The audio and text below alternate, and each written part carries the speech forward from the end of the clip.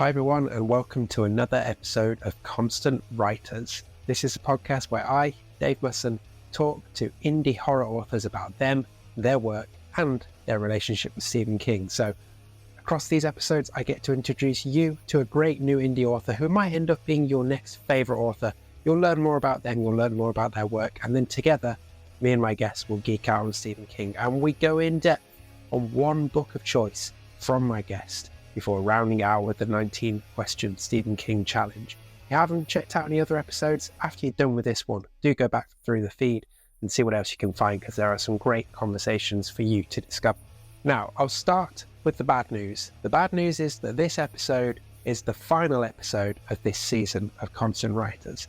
But the good news is my guest is Caitlin Marceau, who is, quite frankly, one of the hottest properties in indie horror right now. She is doing all kinds of amazing things, and my conversation with her was fantastic and is a brilliant way to round off this season. So you may know Caitlin from her collection Femina, or from 23 McCormick Road, or from her now award-winning novella This Is Where We Talk Things Out, or just from her presence on social media. We talk about all of those things. We talk about women characters. We talk about her history as a writer. We talk about what she wants you as a reader to take away from her work. And of course, we talk about Stephen King. In particular, we go in on Misery, because there's quite a strong woman in this one, isn't there? So yeah, lots to enjoy with Caitlin. She is an absolute riot of an interview, and like I say, perfect way to round off the season. So settle back and enjoy this one, and I'll be back on the other side just to say bye.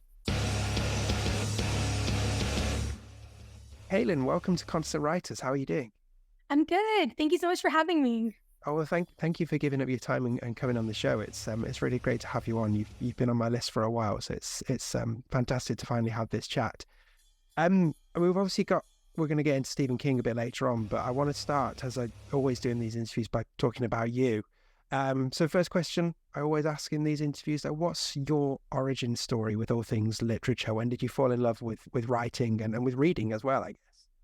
Oh man, from like the earliest age, I loved reading and writing, not necessarily horror. I feel like I have like a villain arc for that. But like with writing, my grandfather, he like always has loved reading. He's like a huge fan of like having as many books as he hoards books like a dragon hoards gold. Like this man loves to read. And back when I was like too young to read, like to be able to pick up a book on my own, he basically make these like custom made stories. So we'd like go into the den and he's like, okay, what do you want to hear about? And he'd be like, okay, well, I need to have at least 12 dragons in this story, obviously. But then a mouse who's a knight. And you can't forget the witches. And he'd be like, okay, let's do it. And they were terrible stories. They were never any good. I didn't know that at the time. I thought they were the best. But looking back, full of plot holes. But it really got me into like storytelling and just like the art of like crafting a story. And I just kept thinking like, one day I'm going to be better than you, Papa. I will beat you at your game. But no, it helped me fall in love with stories. So I think that was really it. And when did you start taking it more seriously? Like, was there a point when you did better your grandpa, or was it a bit later than that? Like, what made you think you could actually do this? I still don't know if I think I can do this. I think every writer who like is in the profession is constantly racked with like imposter syndrome and kind of wondering if they can make it. So I still have that like doubt of like, can I do this? But I don't know if this is a great trait or like an absolute toxic one of mine. But I always kind of had the mentality that like, I'm going to do what I want to do. Like it was never a question of like, oh, I hope one day I'll become a published author. It was always like, yeah, I'm going to do that. Like, that's just like the thing I'm going to do.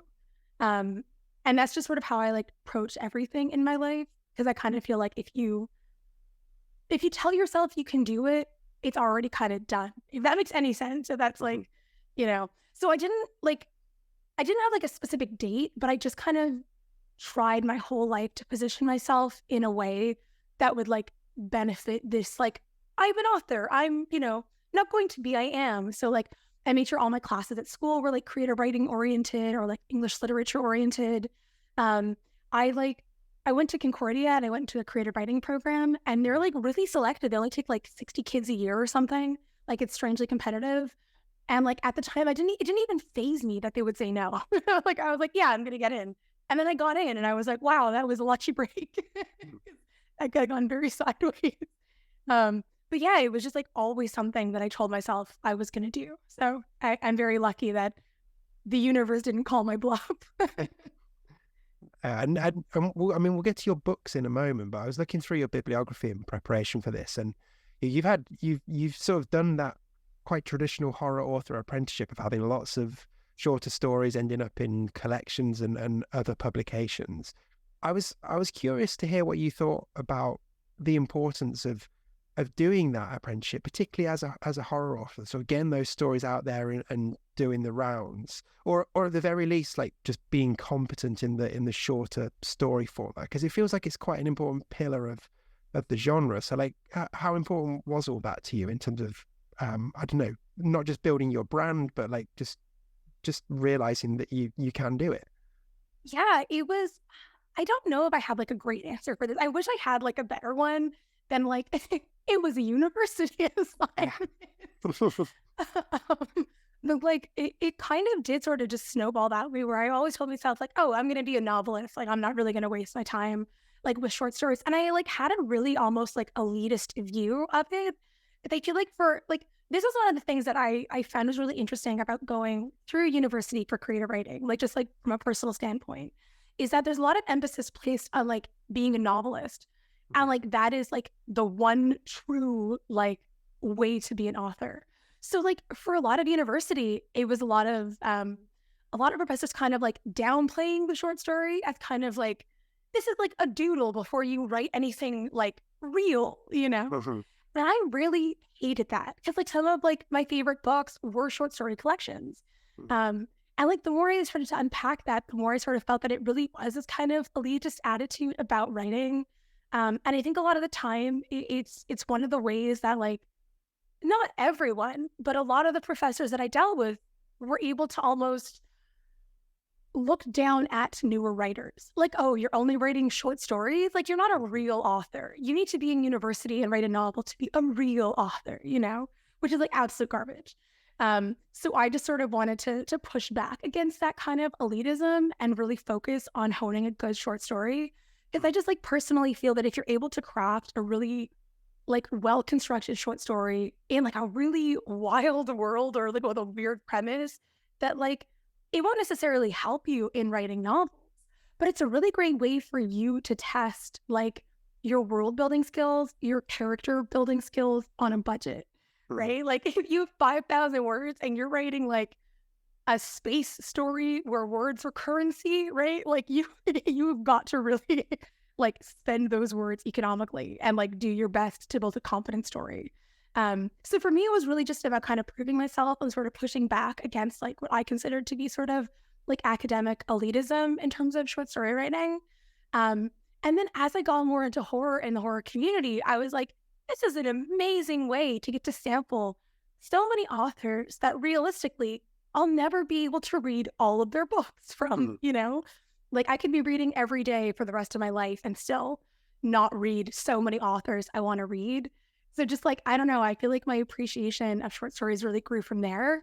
And then it just sort of became a thing I like doing. So I sort of just like did it for a very long time until like the fever dream that was my novella. And then like somehow I have now like switched teams and I'm doing a lot of like novella and novel, kind of like very different.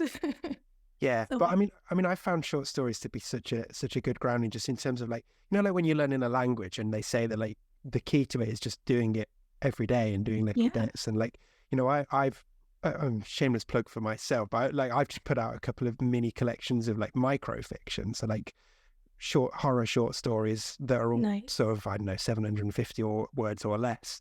And again, it's like you were saying, it's a really good test with that sort of economics of your writing, but also just getting the basics down of like, you know, tight dialogue, tight descriptions, getting to the punch and like hitting people straight away. And it's, I don't know, like you probably found similar. It's like really satisfying to get under someone's skin with not many words. Yeah. I think the story that I like the most of my own is called In Utero. It's in Femina, and it's tiny. It's like, I think it's like only 3 paragraphs or something. It's like, it's half a page. Like in the book, it's like a tiny half-page thing. And that, like, to this day is the one that a lot of people are like, what did you write? Just like, what is this nightmare creation? And like, you have to pick your words so carefully. Like you were saying, 750 words or less. You need to make every single word count. Like that is a testament to like your ability to write concise, but like to write really well. So like, congratulations. That's amazing. Thanks. And right back to you as well, because I mean, your stuff has just been insanely good over the last couple of years. I mean, I wanted to get over the last year or so. Aside from like just such an impressive output, it's been like hella busy for you as well. Like it feels like, in a really good way, it feels like your name is everywhere, like in all the spaces I look, and like for all the right reasons.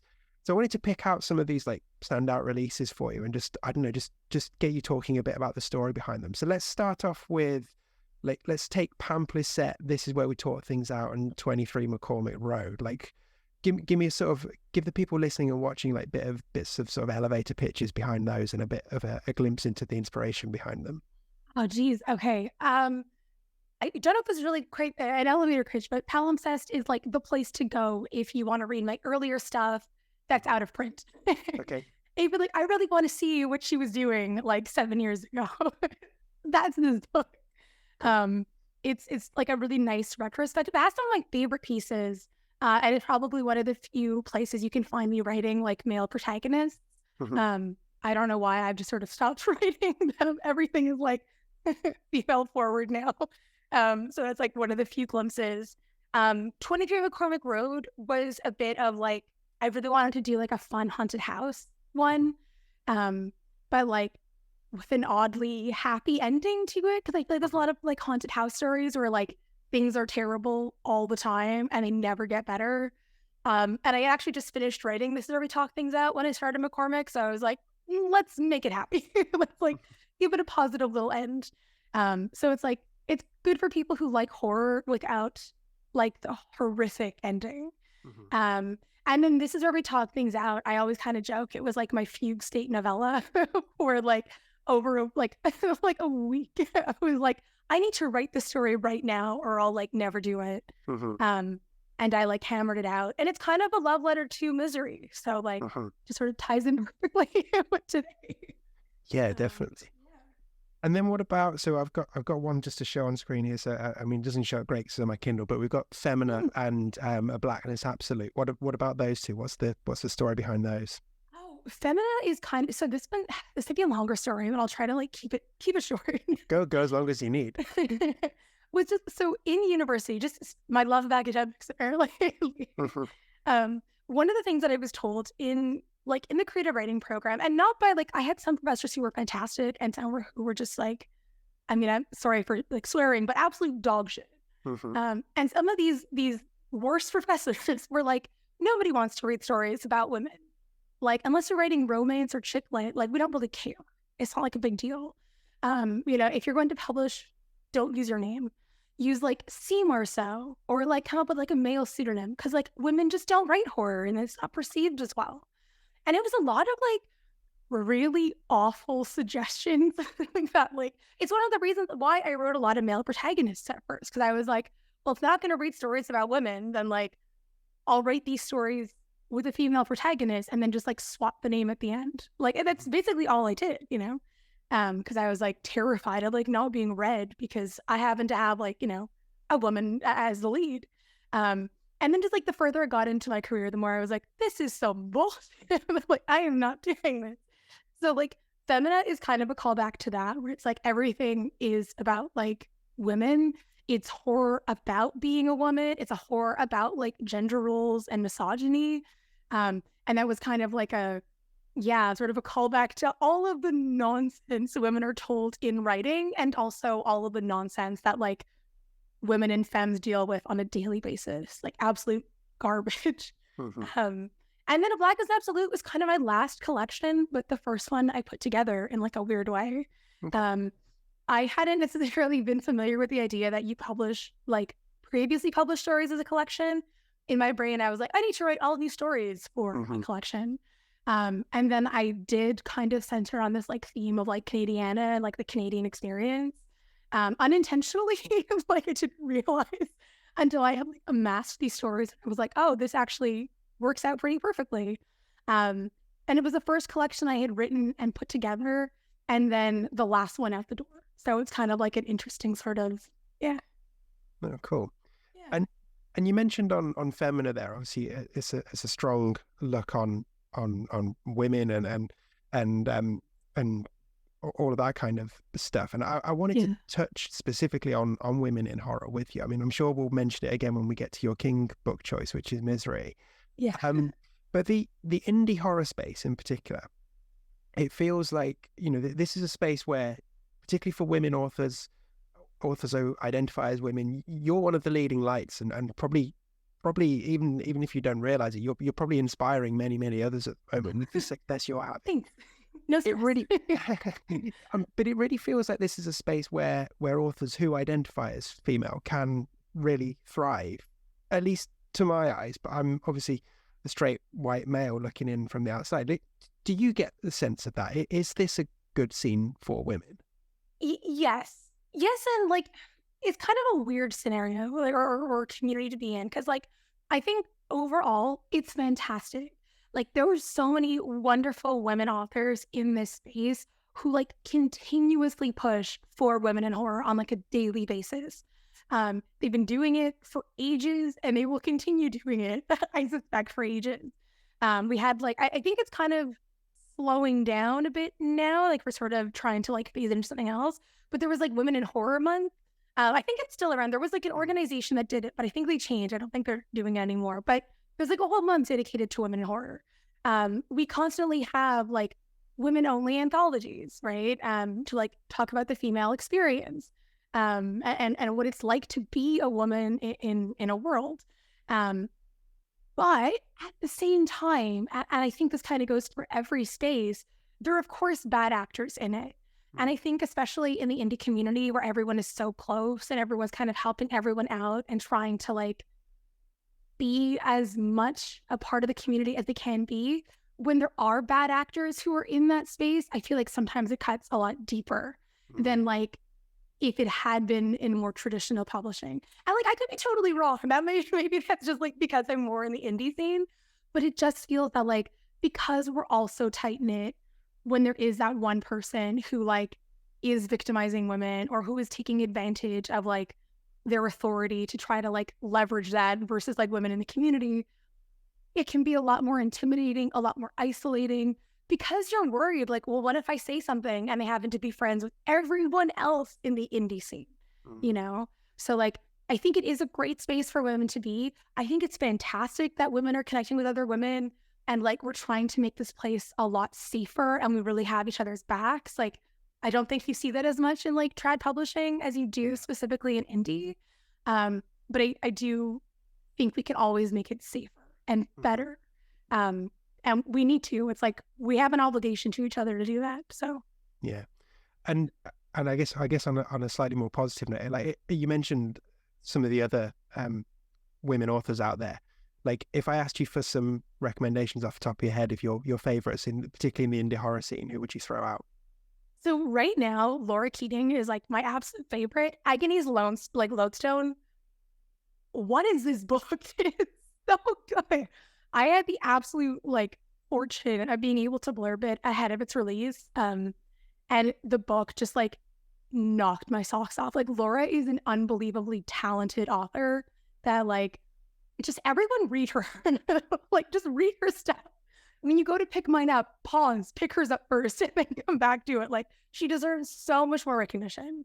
Hailey Piper, I think, is just like a general favorite. Just fantastic writing all around, crazy concepts, like absolute 10 on 10.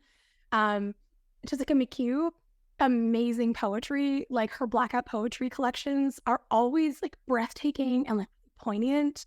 And yeah, there's like so many more, but I think those three right now, for like very different reasons, are kind of like at the top of my stack for now. It always changes based on like what I'm reading.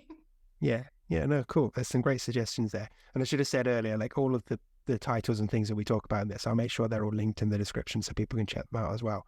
Awesome. And thinking particularly about your work, like if somebody's checking out this interview, perhaps hasn't read you, like what would you say is, again, I use the phrase elevator pitch, but like what's the pitch for your style of writing? And I guess what do you hope to, what sort of effect do you hope to have on people who read your work? Oh man. I guess like the quote unquote elevator pitch is if you like unhinged people or humans as monsters, that's definitely where I feel like I thrive. I do have supernatural stories out there. Of course, are a lot of like, paranormal or otherworldly stuff happening. But like, I still think fundamentally it's like the human aspect of my work that's like the scariest. So like definitely, yeah. Or if you like overwhelming Canadian literature, I feel very much like, oh, I forget what his name was, but he had this term called maple punk that I thought was so funny. And then someone else said Northern Gothic, and those are all very accurate. Like, I love these terms. Yeah, I feel like that's a pretty good description of it. I hope people who read my work walk away feeling really unsettled and distrustful of everyone in their life. Man, good outlet Yeah. to have on life. Yeah. I want them to look at the things that make them feel safe and suddenly feel unsafe by them. Good. So like everything from like their moms to their household cats. Be distrusting. Yeah, I mean, I don't trust cats as a rule anyway, but yeah, I see where you come. That's actually a really interesting segue to my next question, because I wanted to touch on your community magazine that you've done, the Lachlan Hill community magazine. Yeah. Because like, I mean, anyone who follows you online gets a real sense of like, you do clearly have a great sense of humor, and you've got a fun side as well. So like, tell me about those magazines, because I mean, they reminded me a lot. I don't know if you're familiar with the podcast Welcome to Night Vale, but they had a sense of that about them. So like, tell people watching and listening about those, because I really enjoyed them. Oh, well, thank you. First of all, I'm always so excited when someone likes Laughlin Hills. I started in journalism. Oddly enough, I used to write for like local magazines, local newspapers, like things like that, a lot of online news sites. And I always thought it was like so dreadfully boring. Like there's a reason I'm in fiction. It's not what I love to do. But it was like a great way to, pay rent. So that's sort of what I did. And I always thought it would be like so much more fun to have like a supernatural or paranormal or like ridiculous twist on like a community magazine. I just kind of thought like, what would happen one day if like you ordered like Home and Garden magazine and you got Laughlin Hills instead, and you're like trying to read through this like serious like community magazine, and just things are off the rails. So that was kind of like my attempt to like put together something like that. Like if this ridiculous town existed and someone accidentally got their hands on like, someone's mail, that's sort of what would devolve. I also feel like horror and comedy go so well together. It's like so understated for me how much I love horror comedy. So I kind of wanted to try my hand on that. For now, the magazines, it's heartbreaking, but they're on pause. Because I don't know if I'm allowed to talk about it now, but like I'm going to. So like, don't tell anyone. But like instead of having them as like a quarterly magazine, I'm basically launching a big website. So it'll have like weekly updates instead. So it'll be like more like live news. Yeah. And then like a yearly edition that'll be coming out. And there's actually a series of books in place right now that I'm working on that take place in Laughlin Hills. Oh, nice. So we'll have the magazine and then this journalist who moves to the wrong city. Oh, cool. No, that sounds really intriguing. I mean, we're going to get onto your King chat in a moment, but there was a couple of other things I wanted to touch on that are sort of on the horizon as this podcast drops, and something this is like a last minute addition that you mentioned to me before we push record, and it will have happened a couple of weeks ago as people are watching and listening. You won an award. Did. Like, wow, tell me about it. Yeah, and so I found out that I mean, I guess by the time this is playing, I've already been like, thank you, everyone. But I found out that I got the Godless 666 award for like novella, like best novella. So I have been freaking out about that for like 2 weeks now. I'm still blown away by it. and uncomfortable by it. I guess. I don't know. I like people enjoying my work, but I always get like nervous about praise like that. And so like, I don't know. I'm very excited. I think by the point, I think when this comes out, so I think it's already been announced, but if not, surprise. The novella's coming out again. Only it's being issued as a hardback with like a really nice dust jacket, and it's going to have illustrations in it, so we get to see the nightmare landscape of this novella. And this is where we talk things out, right? It is, yeah. It's where we talk things out. I had the absolute joy of getting to like illustrate part of the nightmare that was this story. So that was really cool. But I am flabbergasted it won because there were so many good novellas out last year. So yeah, didn't see that coming at all. Well, I mean, congratulations. It's well earned, and yeah, enjoy it. And I guess so. There's one wow, and then like a second wow. Bringing it back to what we were talking about earlier, you're going to be a novelist. You've got a novel coming out. What can you tell us about that? Oh, it's absolutely unhinged. It's like absolutely just buck nuts. The story is basically of a disenfranchised housewife. She hates her husband, she hates her house, hates her kid, hates her dog. Like, she's miserable. But the one thing she does find joy in is having an affair with her neighbor. And his wife is unfortunately sick with cancer. She's in hospice. So the two of them are kind of like relieving their frustrations with each other. And she's fine with that. And she's actually ecstatic when his wife finally passes away, thinking that will be like the start of her new life, only for him to end the affair. And she kind of unwinds from there. There's a lot of crazy stuff that happens, but the one I kind of like the most is that she starts falling in love with his dead wife, which is kind of like all I can say, I guess, on that front. But it really is just like a really unhinged character study of like, what happens when you become super disenfranchised with suburbia and the life you were told you were supposed to want. Mm-hmm. And what's the, like, in terms of the basic like title, release date, when can you find it? It's called It Wasn't Supposed to Go Like This. It's coming out on September 17th from Darklit Press, or September 16th, 17th. It's literally a year after. Yeah, it's like 1 year after the Survey Talk Things Out came out, which is kind of like crazy to me. So I think it's the 16th or the 17th. Cool. September. People will find it in September. Yeah. You can pre-order it now. Okay, exactly. Great. Well, let's this is a Stephen King channel, so let's move on to talking about him. Awesome. And I'm going to start this section with the same question I always start this section with. Like, what does Stephen King mean to you as a fan, and what sort of place does he hold in your heart? Oh, he is the author my mom cheats on me with. That is no, it's kind of a weird situation with Stephen King, because like I love his creativity, I love the worlds he builds, the absolute unhinged stories he writes, and then at the same time I'm like, he's the litmus test against which all of my writing is like paired against, according to my mother. Because she is like, so growing up, I didn't love horror. I was like an absolute coward. I wouldn't read anything. Like, I was like a real chicken about it. But she loved Stephen King. Like, he was her author, So once I started getting over my fear of horror and started writing, she would compare me to him, which would give you a compliment. So like, I have grown from that. I just like appreciate his writing, but like, he will always be like the author that I have to think about and be like, okay, would my mom be proud of me if I wrote this? Or would she be like, Stephen King is better? Like every time. If she doesn't make a comment about how good Stephen King is when she reads one of my things, I'm like, I did it. I'm okay. This book isn't terrible. It passes the King test.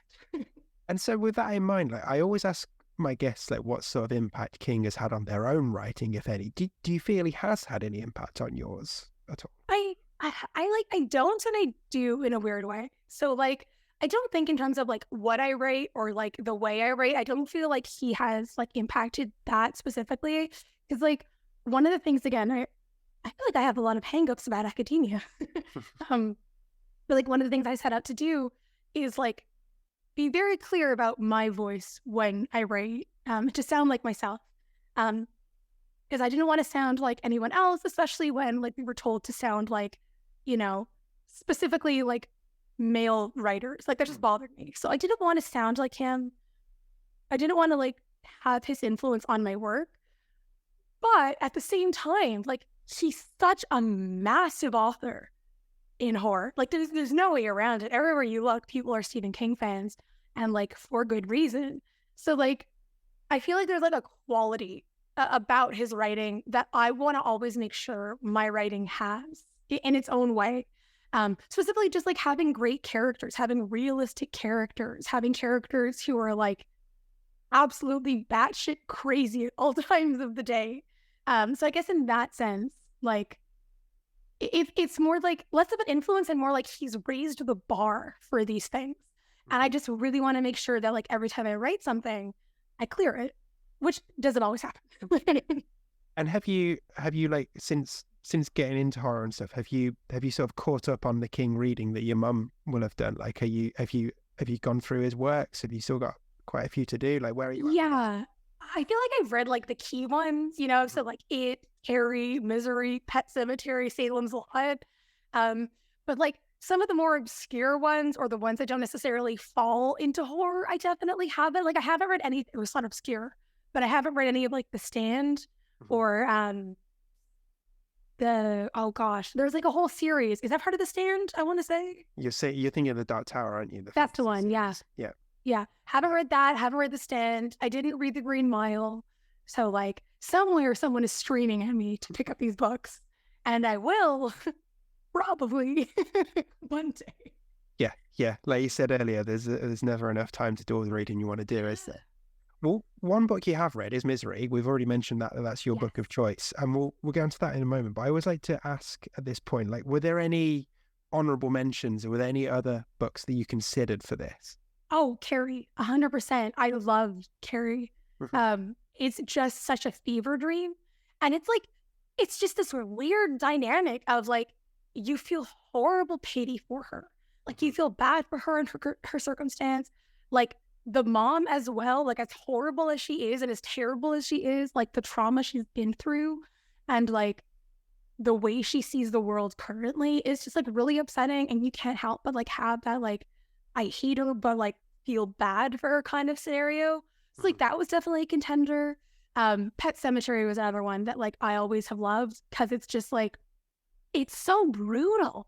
Yeah, like it's just an awful brutal book that like nothing ends well. And I do really like that about that one. So those were the two that I was really kind of like debating. But Misery has always been my favorite. So I'm glad we get to talk about it. Yeah, well, let's get on to it. So we have Misery, with the 1987 thriller that was going to be a Bachman book, but then Bachman got rumbled. Author Paul Sheldon in a car accident, rescued by his number one fan, Annie Wilkes. And then all hell breaks loose. Why this one? What is it about this one? I think you really summed it up. All hell breaks loose, right? And like I find what I love about Misery specifically is it's just like these huge, terrifying concepts, right? Of like there is body horror in the mutilation of this man from the car accident and Annie, right? Like it's just like a absolute scary, horrible scenario to be in. Of him being like trapped in like his flesh prison, but then also like in the middle of nowhere, no one knows where he is, and he's actually imprisoned in this house. So these are like some big things he's dealing with, but it all takes place in like a small setting. And I love that. Is there something so terrifying about it? Like, I mean, this is like a horrible comparison, but we have these real life horror stories, right? That we see all the time of like, they discovered that there was this woman chained in his house for 27 years, like horrifying stories like that. So like, I liked this book because it's so possible. Like it's so conceivably possible in the worst way. Yeah. And you mentioned it's a small setting and a small cast of characters as well. I mean, you're only really two to talk about. I wanted to get your thoughts on Paul Sheldon first, like, because we've talked about men and male authors earlier. Like, yeah, are you a fan of Paul? And what do you make of his writing as well? Because we get samples of it in the book. I don't like him. I feel like I don't know if this is like a divisive opinion to have about Paul. And again, it's been like a little while since I've read this book. So like maybe I am just like remembering him in the worst light. But I just kind of feel like he is a really prime example of authors who dislike their readers, is the best way to put it. Like he doesn't like Misery. Like he doesn't like his titular character a lot, like of a series. He, I feel like, dislikes not just Annie because of like Annie being terrifying, but doesn't really have a high opinion of her as a reader. And like the way he tries to like frame, like I believe it was Fast Cars, right? And like this, he's going to escape this Misery series. He's going to have a new career. Like that, I feel tells me a lot about how he sees the series he's crafted and the fans around it. Like, why are you so desperate to escape the thing that got you so successful? Like, I don't know. I have like a real gripe with this. Because like we see that again, like maybe it's just like as a woman who has like seen a lot of like male authors kind of be jerks. But I feel like we get a lot of authors that like, or not as many now, but we get those authors who feel like they are like better than their work, better than their readers, kind of like dismissing concerns that like fans might have because like they're the like authority, like TM, you know, like it's just really bizarre. And I feel like Paul has that relationship with his readers as well, where he is like better than them. Like they owe him something. And I find that just like such a weird dynamic. So I don't like it. I don't want him to suffer, but I don't like him. And you mentioned Fast Cars there. I wanted to ask you about that because like one of the things that I find really interesting about your work is you've got some really evocative and interesting, engaging titles. And then Paul Sheldon, as you mentioned, is going to have his big break with a book called Fast Cars. Like, yeah. Are you tempted to maybe take that approach for your next series of work? And I don't know, like big donuts. Are going to get even longer. Good. Okay. Good. And something else I had to ask actually, while I've got it here, I'm sure you've probably seen this, but have you seen this this cover of Misery's Return that you get? Yeah. And you know who that is modelled on, right? Don't you? You know who the guy is. Yeah. Mm-hmm. Yeah. bit of a hunk. Anyway, I just thought any excuse to whip that out is always the cover of my next one. It'll just be nice, like cuddled up to like. yeah. I think you cuddled up to the dream version of Stephen King. Is that what I was just gonna say a random male model, but even better. I'll just like gently Photoshop my face onto Misery. Nice. Look forward to that. That's going to be the illustrated version of your novellas. Exactly, yeah. I see. Yeah, it's all coming together now. And it takes a weird erotic turn in the middle that no one saw coming with Stephen King. Oh, nice. This is the special edition. I'm looking forward to it. Good. Let's bring it back to the cast of characters in Misery. So not necessarily a fan of Paul. Annie Wilkes. Like, are you a fan of her? Are you her number one fan? Maybe like talk to me about Annie. I have like she is unhinged. She is out there. She's terrifying. Would I want to be BFFs with her? Probably not. As I don't trust I'd get to keep one of my feet. You know, like I don't want to come across this woman in a dark alley. But I find her like, because I mean, like she's an angel of death, right? Like in the story, she is set up as an angel of death. So there's like that nightmare existing. But if we can look past that nightmare, I think she's like in a really interesting, like weird situation where like she is very isolated and these characters are her escape from that isolation. But then there's also this weird thing where like she has single-handedly caused her own isolation. So it's like hard to feel bad for her about it because like she killed her family. Like she has murdered a lot of people. She's done a lot of terrible things. So like she should be isolated, perhaps. But then like she has this character that she has like latched onto and found some kind of comfort in. And it has resonated with her so profoundly that like you can't help but feel bad for her when she finds out that like the character she loves and she cares for has been kind of just like unceremoniously removed from her own series. And the author has an absolute, like this author that she admires, and as we said, is the number one fan of, like, has proven to dislike his own work and the fans around his work. Like, it's just like such a weird and horrible dynamic. So like, I don't like her as in like, hey girl, let's text, what's up, you know? But like, I can really appreciate that crafted character. And in terms of the villain being a woman, do you, as a woman reader, get anything extra from that, do you think? I don't like, it all depends on the story. In this case, I don't personally get like too much from it. I mean, like, angels of death generally are women. So like that is kind of an interesting like serial killer like archetype to sort of highlight. Because I feel like a lot of the time when we talk about them, they're like this femme fatale angel of death who's like prettier and more elegant, and then like also happens to be just like a nurse killing her patients or like some nonsense. Or at least in the experience that I've had seeing these like angel of death characters in media, I think it's really interesting to have like Annie, who like isn't any of that. She isn't especially elegant or like overly beautiful. She's kind of just like there. She's a bit nondescript.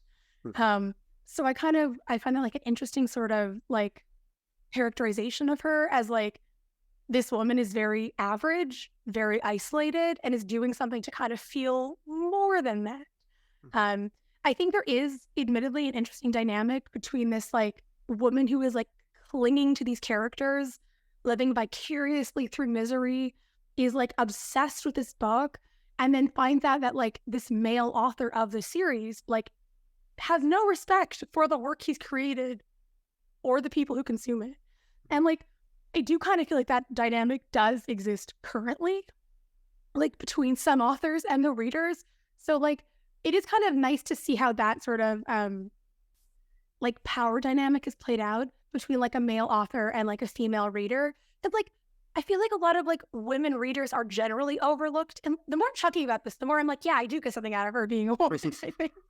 Just because like female readerships are often overlooked. Like the way we dismiss authors, the way we dismiss bands for appealing specifically to like women and girls is really telling of how we as society see women and girls. Like, even though they will like consume the most media, they'll consume or purchase the most like fan items, like that kind of stuff, they're not really wanted as a readership or as an audience. So it's interesting to see that kind of playing out between Annie and her love of misery, and then like Paul and his hatred of all of them. Yeah, So, like, yeah. I changed my answer. I do get something out of it. Okay. And Annie is obviously one of many female leads that King has in his work. And like by this point, I think we'd had Carrie, we got Mother Abigail and Franny in The Stand, which I know you haven't read, but they are sort of quite celebrated characters. We obviously got Christine, Charlie McGee in Firestarter. We got Bev from The Losers Club. I know. I mean, it's obvious. It's obvious to pretty much anyone that King often lets himself down when he writes about women. But what do you think from the King stuff you've read? What do you think of his women characters? So rather than when he goes and instantly comments on their breasts, for example, but in terms of how he builds his women characters, what do you think he's like when it comes to that? Like again, maybe it's just because I've had like not the same reader like experience as everyone else. Because again, I'm late to the horror game on all things. I feel like, despite this being like my chosen field, I feel like I'm always kind of catching up to like the years I've missed on that. I do feel like from the stuff that I have read, like one thing I've noticed, and it's not just like King specifically, but one thing I do kind of notice in his writing is like a lot of the women are incompetent in some way. And that, like, I mean, you can say that about the male characters too. So I don't always think it's unique to just like the women in his work, but there's something that's just like they need to rely on someone else for, whereas the men can be like incompetent, but they still don't necessarily need to like rely on anyone else for like help or support or comfort. I feel too that like, and again, this I don't feel like is necessarily exclusive to Kings. I don't kind of want to single them out on it, but I feel like the women can be like overly emotional, like a caricature of women. Like when we talk about like women getting angry, we've talked a lot more in the last couple of years about feminine rage. And one of the things that like have come up repeatedly about it is how men tend to write this like feminine rage as like women crying and like throwing their arms up and yelling. And like Annie has these like outbursts of absolute fury. But like feminine rage for the most part is very silent. It's very quiet. It's very like, you go from that crying to like that feminine rage kicks in and suddenly you're like cool as a cucumber, but ready to like rip a man in half, you know? Like it's a different kind of experience that I think a lot of men write. So do you find a lot of his women tend to be kind of like over the top, dramatic? I think that's fine. There are people who are that way. Mm. But I feel like it's telling when it's only the women and always the women in some men's work that tend to be this way. But again, I don't want to just say it's King, because like a lot of men do this, and you know, we're working on it. Yeah. We're working on it. Just out of interest, have you, in your King reading, have you done Gerald's Game and Lisey's story yet? No, I really want to get to Gerald's Game though, because I've heard nothing but good things about this. I hear that's one too where like the characters are different than what you're used to. So like I really want to read it. And I think both of those as a pair would almost be interesting for you to follow on from Misery, because so like Gerald's Game was 92, so a few years on from this, and it was right at the start when he was on a real kick on sort of writing about survivors of domestic abuse and stuff like that. And then Lisey's story is 2006 and is basically like a love letter to his wife and his marriage. So there, I think that it'd be interesting, like if / when you get a chance to go through those, see how you think he progresses in terms of his female leads, because I think you'll probably get something from both of those. Yeah, I also feel too, like, I mean, the writing I've seen of his is like the older stuff, right? And like the more you write, the more you grow, the more your style changes, you know, your lived experiences like will color the way you like write characters and the way you see them. So like, I am sure his writing is different now. And like, watch like every other book from this point onward. It's like a better female protagonist. And I just had the misfortune of reading all the ones that are kind of like, woe is me sort of thing, you know? Well, after this one, cocaine's not involved. So yeah, then slight difference there. I've heard that as well. We talked earlier about, you were touching on sort of like this toxic element that Paul Sheldon has to him in terms of how he views his own fans and stuff. But yeah, I guess obviously another reading of Misery is of that toxic fandom side of things that still feels very relevant today. I mean, one of the supposed inspirations behind this was King finding a fan had broken into his house and had got a fake bomb strapped to his chest and was like, I don't know, you killed my favorite character, whatever, I'm going to blow you up. Like, how do you feel from your memory of reading it and where we are in society now? Like that toxic fandom element, does that stand up for you as a fan of this? Oh yeah. Yeah, I've been talking a lot about like Sheldon's hatred of like his work and his fans and like how I kind of feel like that's connected. But that is absolutely not to dismiss the fact that like, and he has some entitlement going on here. And there is definitely the toxic fandom. Like, I mean, I kind of hate bringing up this example, but like I always feel like it's a great example to bring up. But like Star Wars fans in present day, there was an actress I think who like didn't want to continue like reprising her role. I forget what her name is, but she was in like the last 3 movies, I want to say, or the last 2 movies, and then didn't appear in the 3rd one or something. I don't know. It was like a whole big thing. Everyone hated her. People are like unrelenting about like what they want to see from like the Star Wars like actors and the universe, and it just feels a lot sometimes, like the complaining, the anger. Like if you love something, why are you so mad about it all the time, you know? I understand having constructive criticism and wanting to like voice frustrations with stuff, but like some fans take things too far.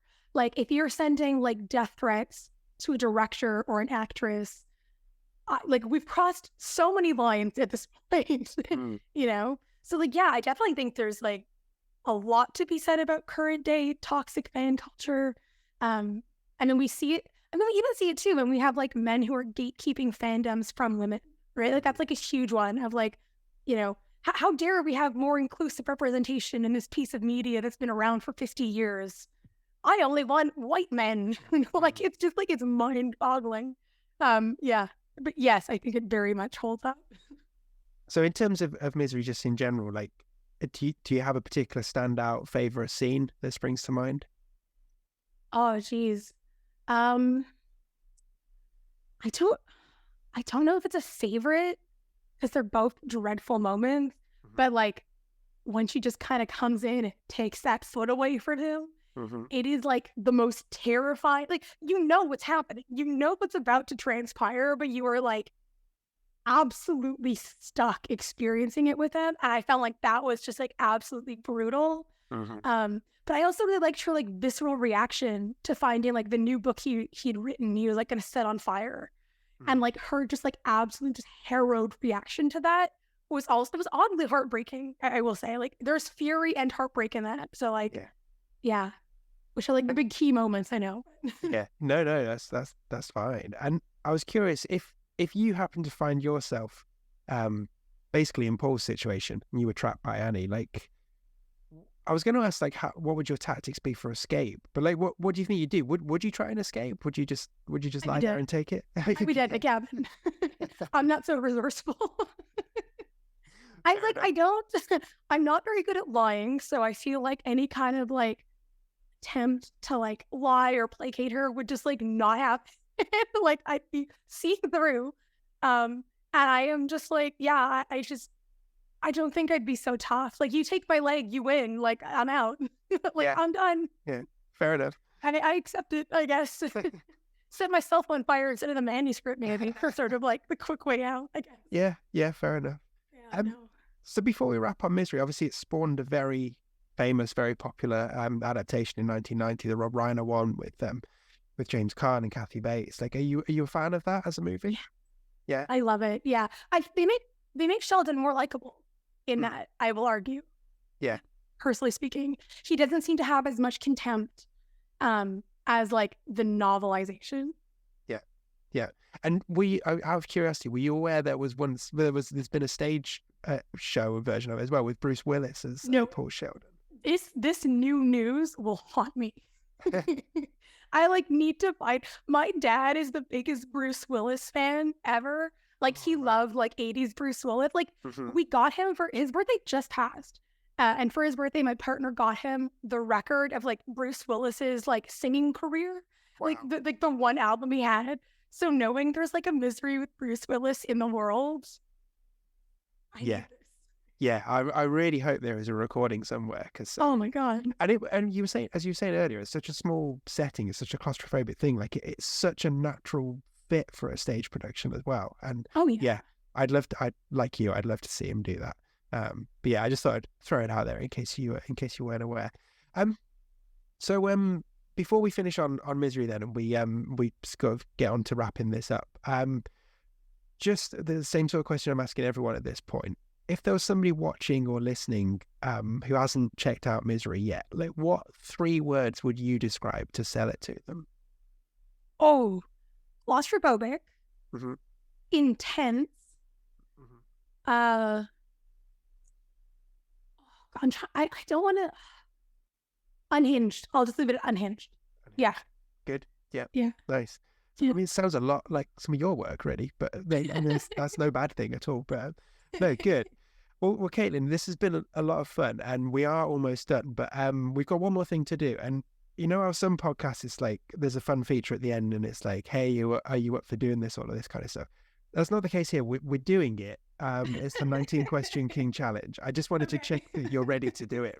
I don't think I'll ever be ready to do it, so let's just jump in. Okay, cool. Let's go. So it is a quick fire challenge. You don't need to give me any reasoning at all. Okay. So yeah, just go with it. I might ask you for reasoning if something comes up, but generally try and keep it quick fire. So let's rattle through it. The 19 question quick fire challenge. So what was the first King book that you ever read? Misery. Oh, nice. And what was the most recent one you read? Running Man. Does it count as Bachman? Yeah, definitely. Bachman is King. King is Bachman. Yeah, just in case there's a differentiation. Unless we're not counting the Bachman books. Oh no, we're definitely counting. Okay. I mean, Misery was going to be a Bachman book. So what's your all-time favorite King book? Misery. What about your all-time least favorite? It. What do you think is King's most underrated book?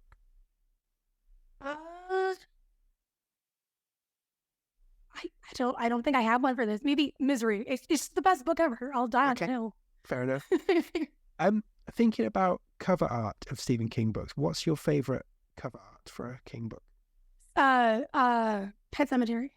Okay, the original one. Yes. The cat on. Yeah. Yeah. And do you have a least favorite in terms of cover art?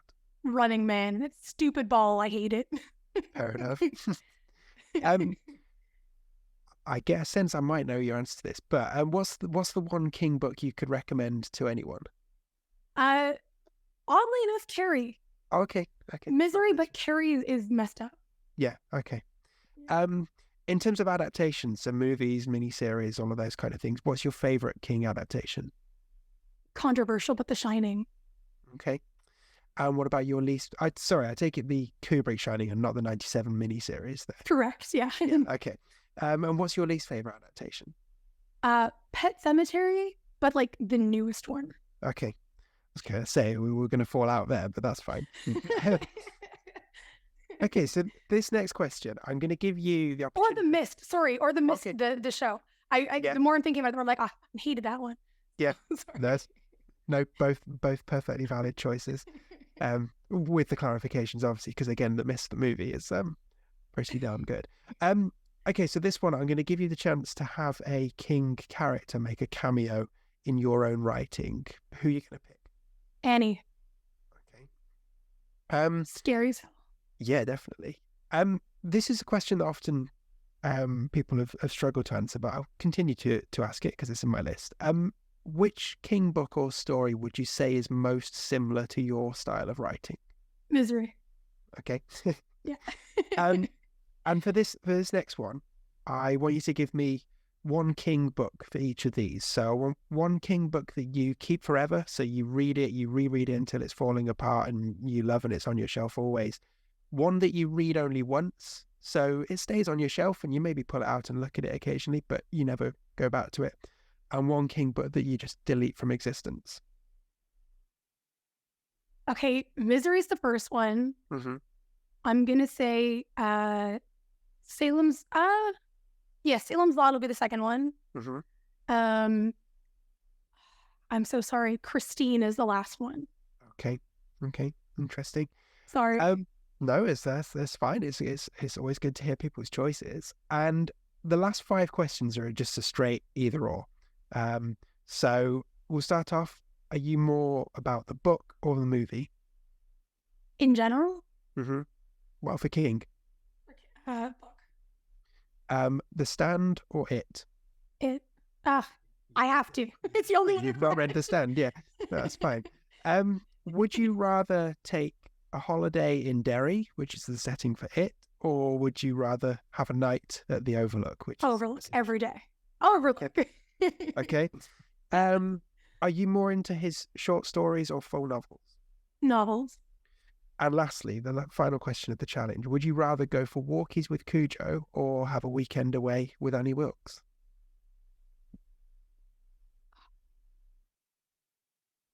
Oh my God. Got Annie, I guess. Annie?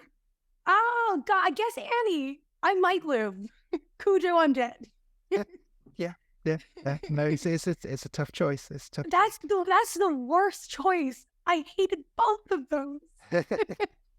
Well, you made a choice. It's okay. You've got that weekend to win at the end. It wasn't a good one though. Maybe you could write a special novel for her as well. She might like that. Yeah. Cool. Okay. I mean, Caitlin, thank you so much. We are at the end of this now. It's been really great to chat about you and your work and all of the great stuff you've got going on as well as King. Just before we finish, just to throw it over to you, just to let people know where they can find you, remind them what you've got coming up. So yeah, floor is yours. Where can people get more of you? Yeah, feel free to follow me on social media. My handle's always just Caitlin Marceau, so it should be easy enough to find me. If you want to find my bibliography, it's on caitlinmarceau.ca.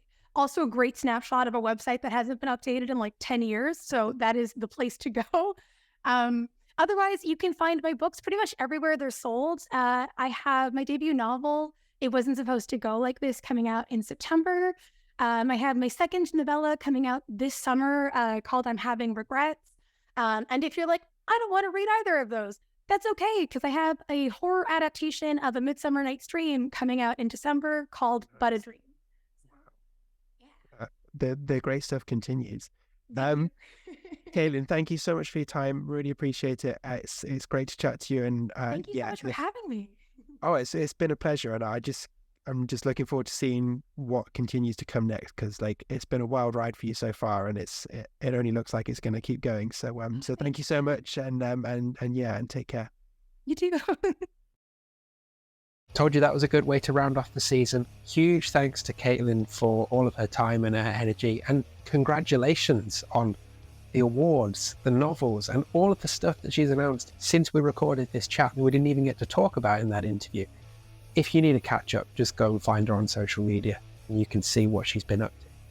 Now, as I said at the start of the episode, this is the last episode of this season, so thank you for sticking with me and checking out all these constant writers with me. If there's any you've missed, or perhaps if you didn't catch up with season 1, go through the feed and go and discover some more new indie horror author talent. There is loads out there, and I've been fortunate enough to speak to 12 of them so far. If you've enjoyed this podcast, then tell a friend about it, leave a rating, leave a review, share an episode with somebody. If you can follow or subscribe, depending on where you listen or watch these, then hey, go ahead and do that. I'd be really appreciated. And let me know if you'd like another season of this. I'd certainly like to do one. Got some ideas, but let me know. And let me know if there's anyone in particular you think I should be talking to. But other than that, again, thank you for coming on this journey with me through this season. We've done 2 seasons already this year. Maybe we'll get a 3rd one in before the end of the year. Who knows? But yeah, keep an eye on your feed, because all being well, I'll be back sometime relatively soon with another constant writer for you.